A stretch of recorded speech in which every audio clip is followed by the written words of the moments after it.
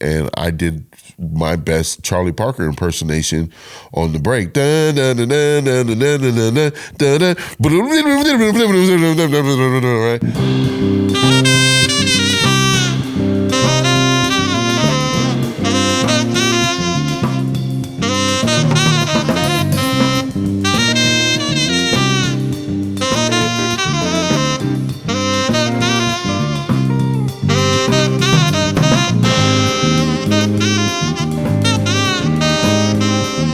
My name's Jeremy Carter, and I was born and raised in Omaha, Nebraska. I started playing the sax in 5th grade. In full interest of full transparency, I was expelled from school in elementary school. I was sent off to Catholic school for 5th and 6th grade, and it was the idea of the school administrators and counselors and my parents and everybody else involved that I should be involved in as many extracurricular activities as possible. My mom at the time was a huge fan of Grover Washington, more specifically his hit, Mr. Magic.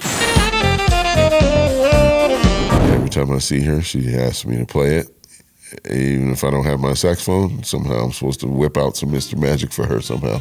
I had some really good mentors in Omaha, Luigi Waits, Preston Love, who played with Count Basie, and a lot of the jazz greats of the 50s and 60s. These guys, just showed me the ropes. When I was probably a freshman and sophomore in high school, and Luigi invited me to come out and play with this Japanese jazz trio who was visiting town.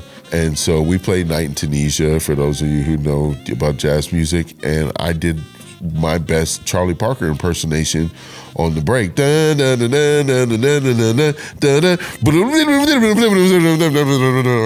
And I just go to town, and everybody there they're losing their mind. Luigi pulls me over to the side, and he basically scolds me. He's not happy. He reprimanded me like a good mentor should.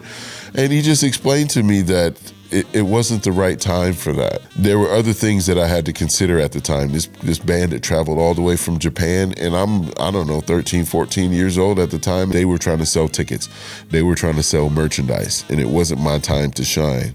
And it wasn't a jam session, and so there was other things to be mindful of. And so I think about that to this very day. Are the things that I'm doing a part of, the flow, or what is it necessary? Like, am I fulfilling my role as a professional?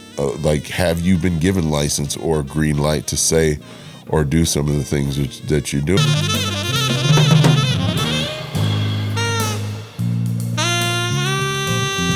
When I was getting started in the 90s, the scene was a lot different. And so the things that you would do then, there's some parallels between then and now. I would say keep an open mind.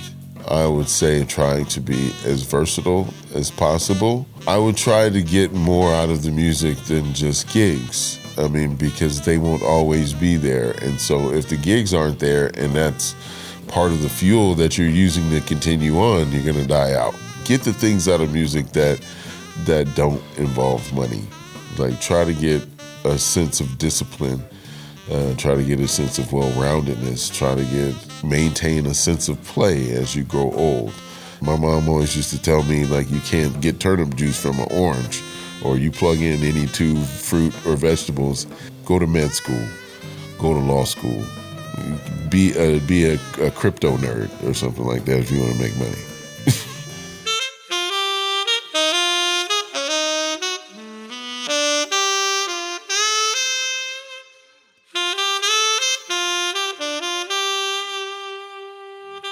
My creative process is sort of unconventional. Sometimes it's the melody, sometimes it's a chord sequence, sometimes that there's a specific feeling that I want to try to express. And then I'll just simply ask myself, what does that sound like? Like, I want to pose questions sometimes more than answer questions.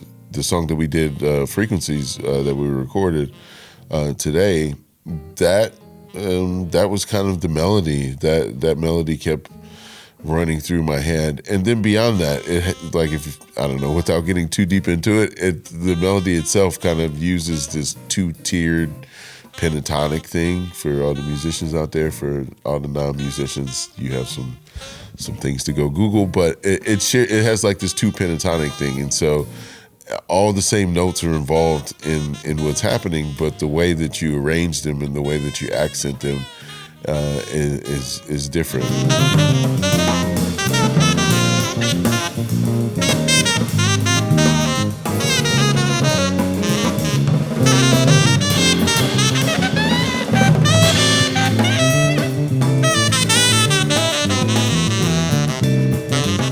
That people hear my music, they have a good time. I hope that they feel something, either good or bad. I hope that it resonates on some level with everyone. I could just go on and on about the number of lessons, the number of experiences, and I've done well in music, and I've met a lot of great people, seen a lot of great musicians, and I hope to continue to do so for some time. I'm performing all over the place. I do a lot of touring, I teach, I'm doing solo gigs. I literally wear every hat in the bin. So you can find me at Jeremy Carter Sax. You can find me on Facebook and Instagram, and that's about it. But Jeremy Carter Sax. I want to thank everybody here for doing what they do to help promote the arts. Whether you are an artist or you are a patron of the arts, definitely continue to participate, because without a high level of engagement, these things that maybe sometimes we take for granted will no longer be there. If you look back, like in the 70s, you could identify that time, in the 60s, and keep on going back. In the 80s, a lot of techno, boom boxes, rap music, 90s, R&B, you had the neon and all that, right? I think we're kind of in a void a little bit artistically. I don't know how many remakes of movies or remakes of songs that there are. If I could encourage anybody to do anything, just be creative. Don't regurgitate. Be a creator, be an artist. Don't be afraid to fail. Don't be afraid to take risks. Be free within the discipline of your craft. Try to focus on being more imaginative and creative, as opposed to, going with what you know. If there's something inside of you, if you have a proclivity for something in life, try to imagine things within that.